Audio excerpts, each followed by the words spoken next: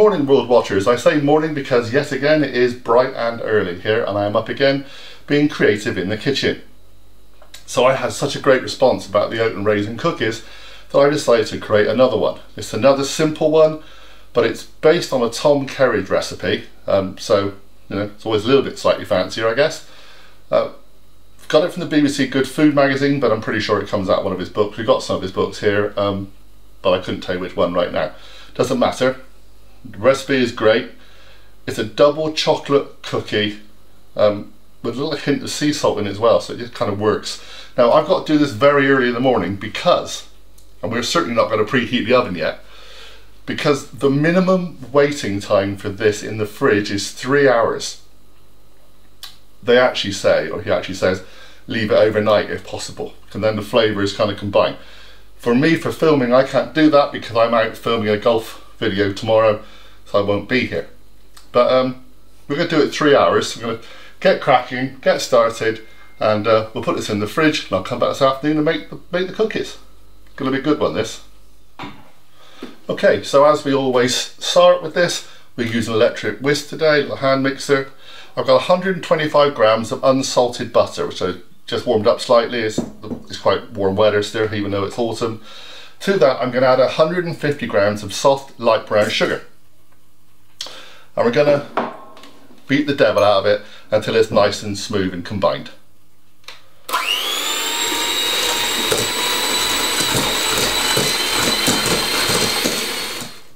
Okay, there we go, nicely mixed up. Now, to this, I'm going to add 1 teaspoon of vanilla extract.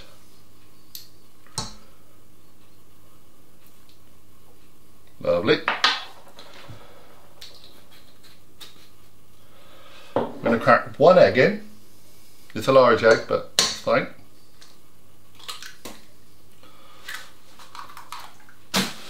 And 2 tablespoons of whole milk. I didn't have any whole milk, I only had fully skimmed here, so I've added a little bit of double cream in to kind of balance it out. But it's 2 tablespoons. There we go. And again, we beat all that in until it's fairly well incorporated.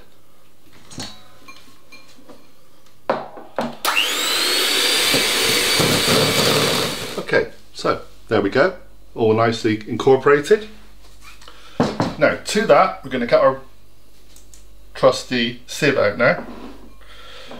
2 tablespoons of cocoa. Not drinking chocolate, it's actually cocoa. This is a Bourneville one, but other brands are available. You want that kind of slight bitterness, I guess. I'm going to sieve that through. Push that through with a spoon. There we go. And then to that, we also add the other dry ingredients, which is 200 grams of self-raising flour this time. Last time we used plain, this time it's self-raising.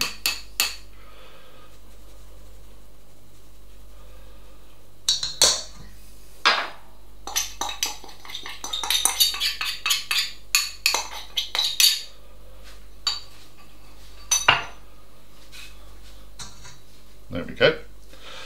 Now, look at the sieve. Now we have a little bit of bicarbonate of soda, just a little bit, and get this open, always the same. There we go.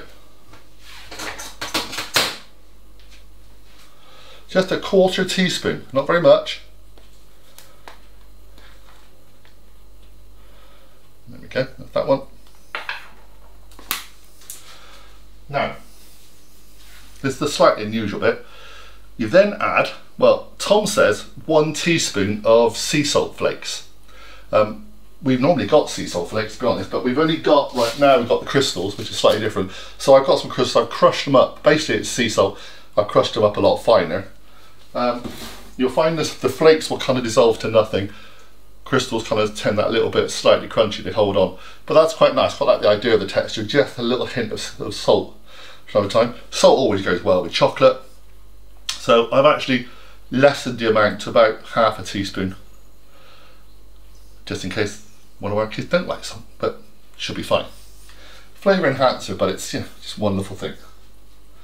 Now you get a spoon and you fold all this in carefully. So there we go, dough starting to form. It's quite thick, in fact it's very thick. So trying to move it out of the bowl, as you can see, very thick. Now to that you add your chocolate. You've had cocoa as one chocolate. Now we're using white chocolate for white chocolate chunks. You can buy white chocolate chunks, you can get a bar of chocolate and cut it up. I happen to have got a load of white buttons today. Basically I just got the buttons and I broke them into smaller pieces, so all different sizes. 200 grams, so that's a packet and almost 2 packets of those really. And then just fold all those in until they're all nicely incorporated. Will take a while this because it's quite a thick dough.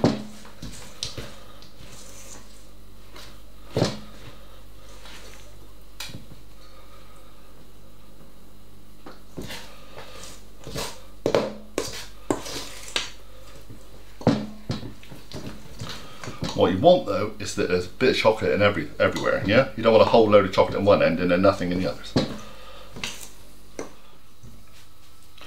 Okay, so like we did in the oat and raisin cookies, I'm going to put all this onto some cling film.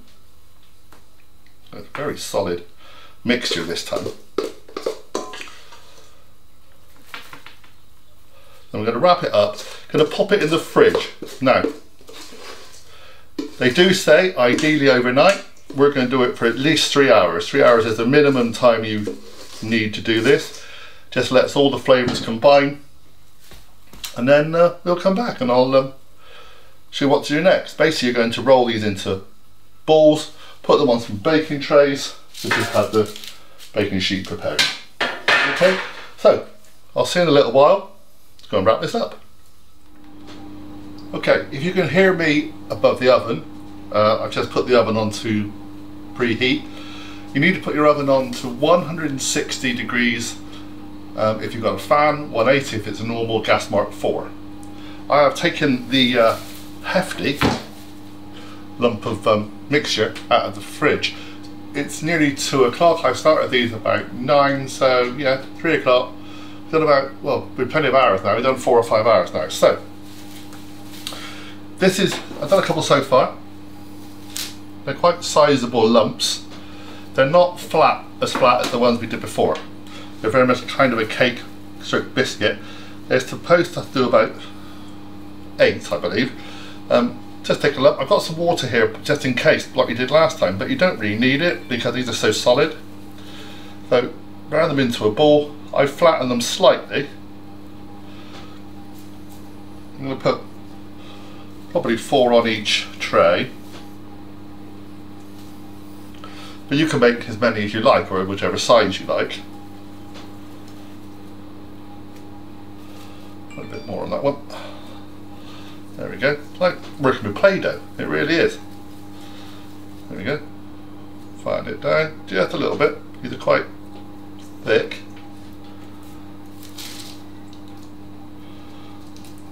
I think we'll give them enough room on there.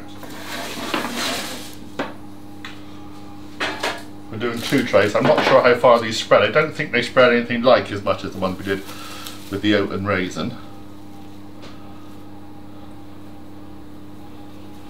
There we go.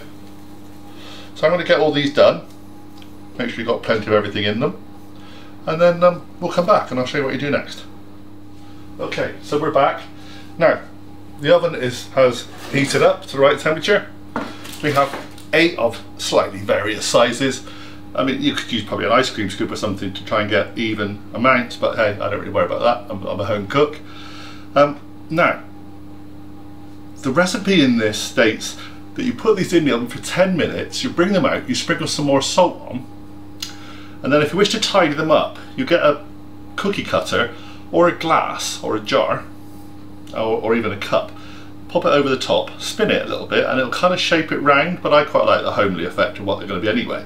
So we're not going to worry about that. That's a bit of faff. Also, I don't, at the moment, feel I need any more salt. But again, each your own. If you want these to be on the slightly soft side, so cookie stroke cake 15 minutes in total. If you want them harder, 20 minutes in total. So we're going to put them in for 15, see how they go. Let's pop them in. Jobs are good.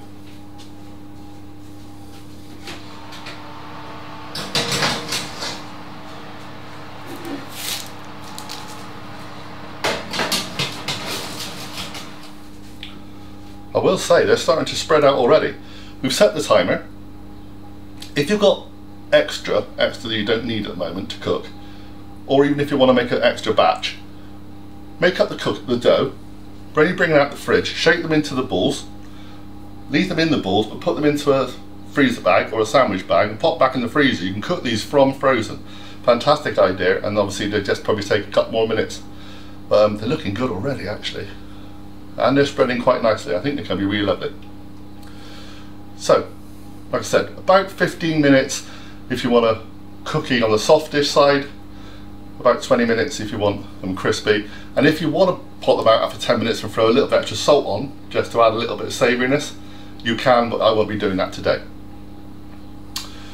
I will show you a picture of the finished article when they come out, but right now I think we'll finish the video. Thanks so much for watching. Please subscribe, please hit the notification bell. Come and do all those things. Join Kelly and I here on Big OGGIE World. Come and join me on Big OGGIE Golf if you want to see me hitting a ball rather randomly around a few courses. I think that's it for now. If there's anything you want me to attempt to bake or make from the point of view of a beginner cook or a keen cook but who doesn't actually do an awful lot of cooking, or if there's anything more advanced you want Kelly to do, let us know in the comments below. Thanks so much for watching everybody. We'll see you all again soon. Been another great day in the kitchen.